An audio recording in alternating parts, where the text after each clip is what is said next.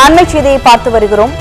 தங்க காசு மோசடி வழக்கில் தலைமறைவாக இருந்த காவல் ஆய்வாளர் ஷீலா மேரியை போலீசார் கைது செய்தனர்.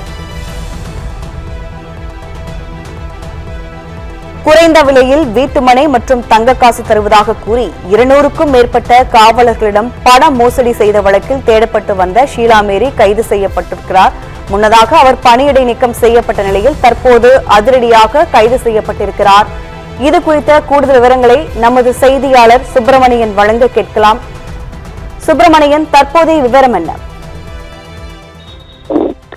சென்னை கொடுங்கியூரை சேர்ந்த பிரபு என்பவர் தனியார் நிறுவனம் ஒன்றை நடத்தி வருகிறார். இவர் குறைந்த விலைக்கு தங்க காசுகள் தரும் திட்டத்தை தொடங்கி காவல் ஆய்வாளராக இருந்த ஷீலா மேரி மூலமாக போலீசாருக்கு தெரியப்படுத்தியிருந்தார்.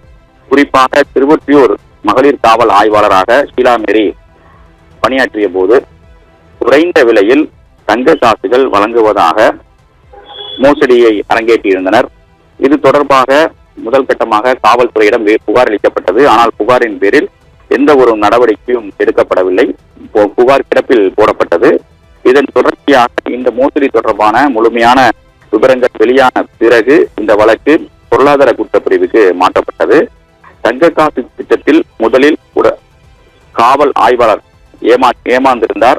அதன் பிறகுதான் அங்கு இருக்கக்கூடிய காவலர்கள் அனைவரும் ஏமாற்றப்பட்டது தெரிய வந்ததை அடுத்து தனித்தனியாக புகார் அளிக்கக்கூடிய பணியில் அவர்கள் ஈடுபட்டார்கள்.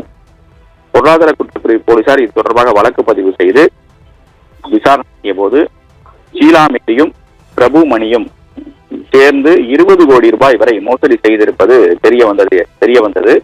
இதையடுத்து பிரபு மணியை போலீசார் கைது செய்து சிறையில் அடைத்திருக்கிறார்கள். ஷீலா மேரி தலைமறைவானார்.